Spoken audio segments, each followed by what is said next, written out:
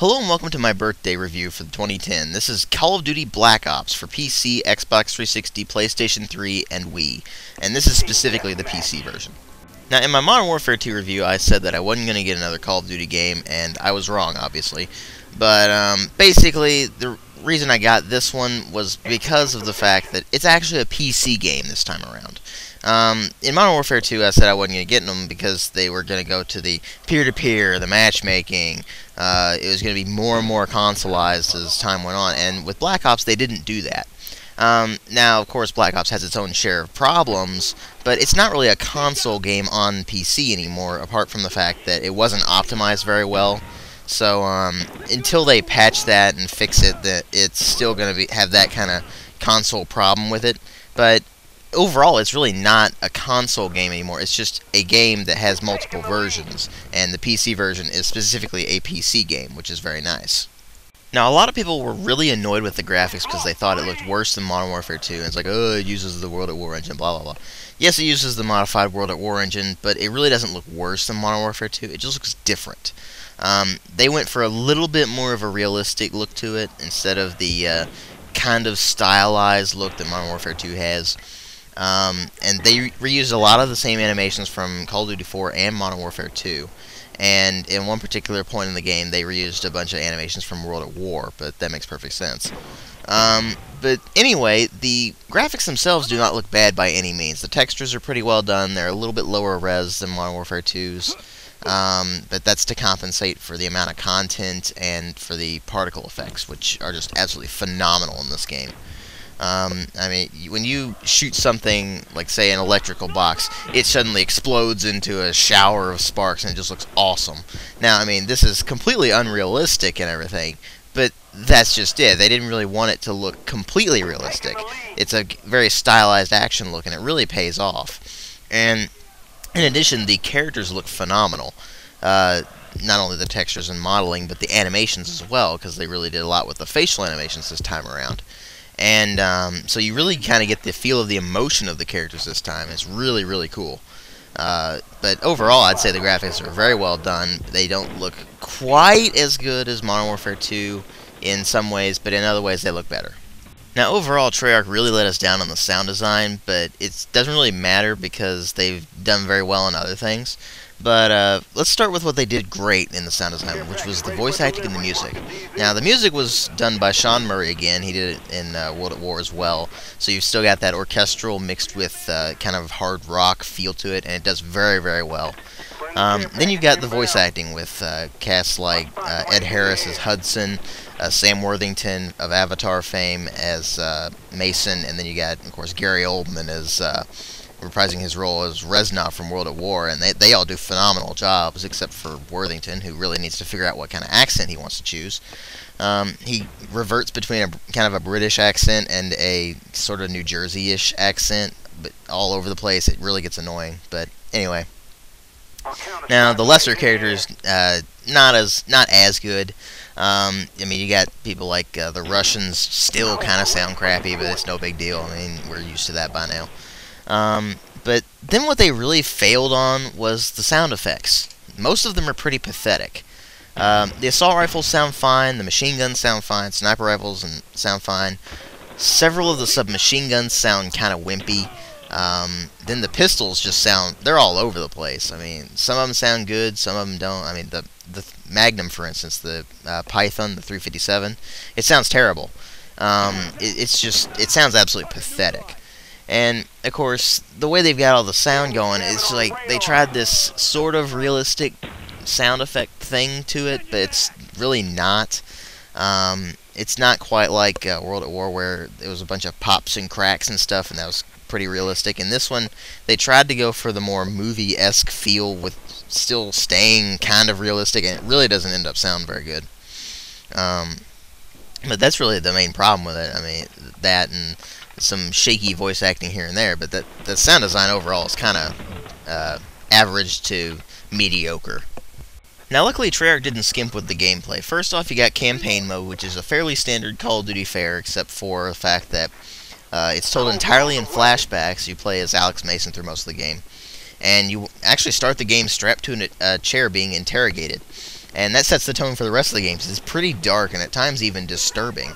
And they've thrown in a lot of variety, though, because you actually have stealth-based stuff this time around, and you have a section where you can pilot an attack helicopter. I mean, fully piloted, not just be on a rail shooter sequence. And it's pretty awesome. And those stealth sequences are really awesome as well. And another thing they've done, since it's set in the 1960s, they pretty much had to include Vietnam. And it's actually pretty much the only game I've played that's set in Vietnam that handles it well. That doesn't actually go through all these cliches and everything. It just portrays it as this very gritty, just awful place. And it's actually very well done. I mean, you go through the Siege of Khe Sanh, for instance, and it's just crazy, balls-to-the-wall, intense firefights. But then you go to another mission where you're in the mountains and you're being, you know, as stealthy as possible. It's pretty awesome. And it really helps to shake up the game a lot instead of going to this kind of samey approach that Modern Warfare 2 did. Now, in addition to the single player, they've also got the basically World at War zombie mode, which it hasn't really changed except for using Black Ops weaponry. So that's pretty much the same as it is in World at War. I'm not going to really go over it too much because I've already gone over it in World at War. So if you want to really know about that, go watch my World at War review.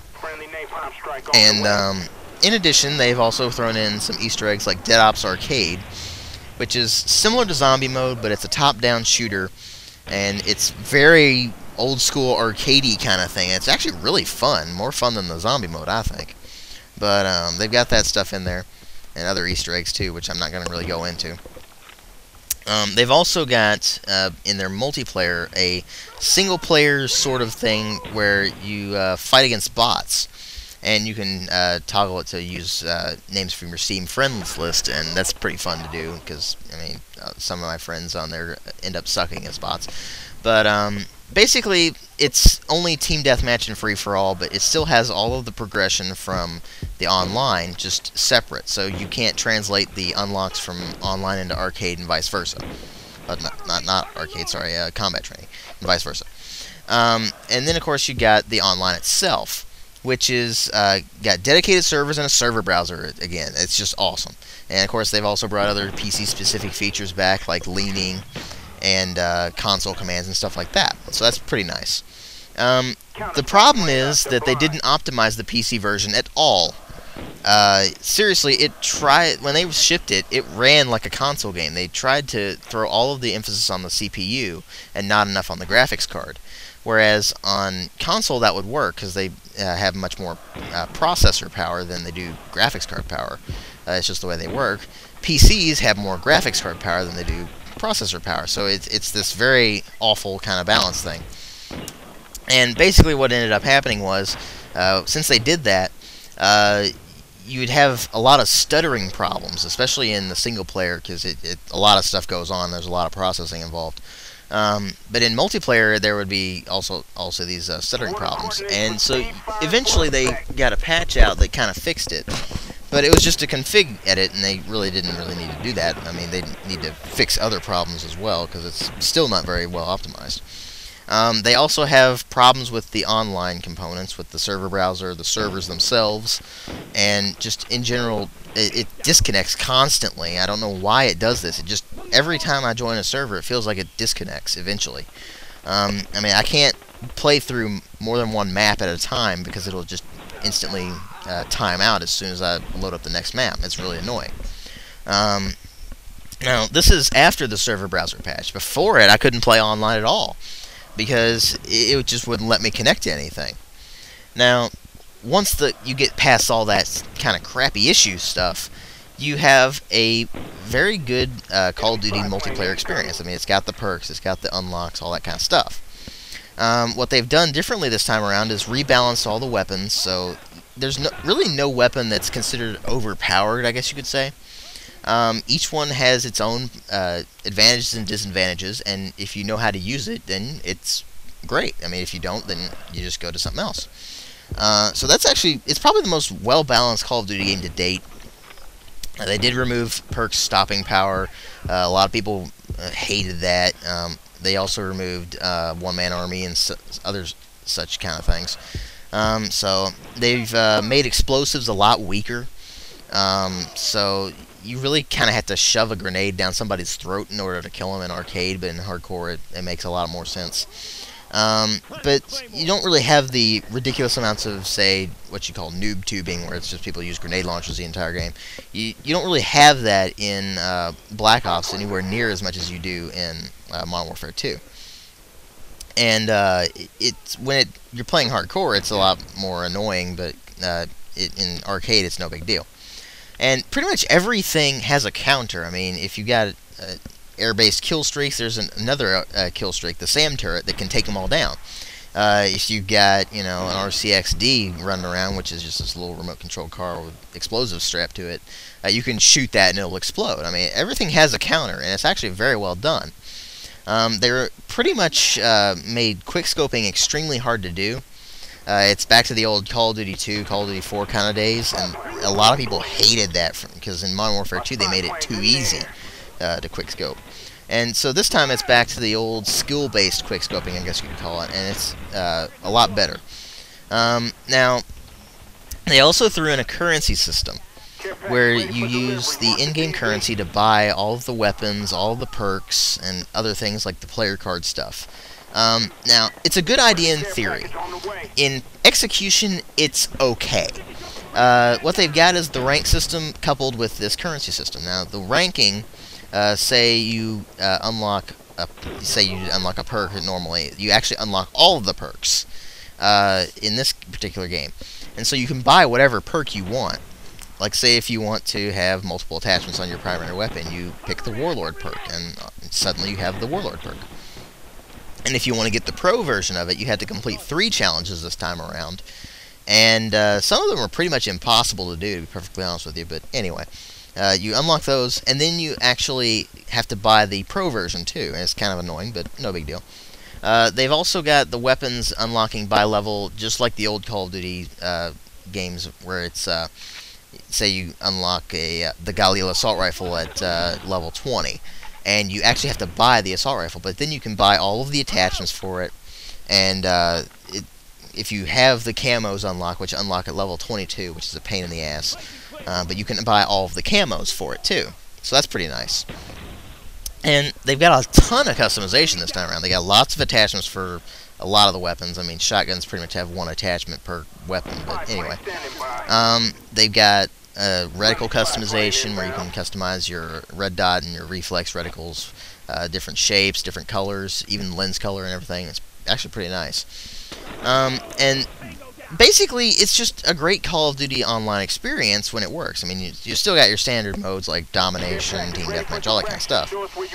They've also thrown in wager matches where you can gamble your COD points for different, for another amount of them. Like, say you put in 500 COD points, then the first place will win 1,500, and stuff like that.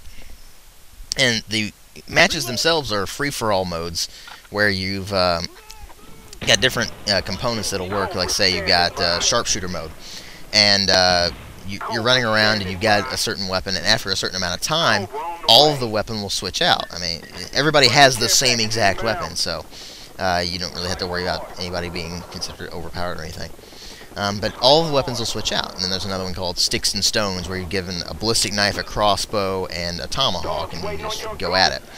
And the wager matches, when they're working, are actually pretty fun, but they tend to be pretty laggy, and that's just a problem with the servers. And that's pretty much the only problems I have with the online component are the connection problems. I mean, it constantly disconnects. It's a pain in the ass to try to play online. But when it works, it's fun. It's actually a really well-done Call of Duty game, and it's pretty much on the almost the same level as Call of Duty 4, only the technical problems just kill it. So, is it worth getting? I'd say wait until they release more patches. If you're going to try to get it on console, it's perfectly fine. But the price tag is kind of high, especially for a PC game, and especially in this state. But, I mean, it's a great game. It's just got tons of technical problems that really bring it down. And overall, it's a very well done game, though, and I give it a 4 out of 5. Thanks for watching.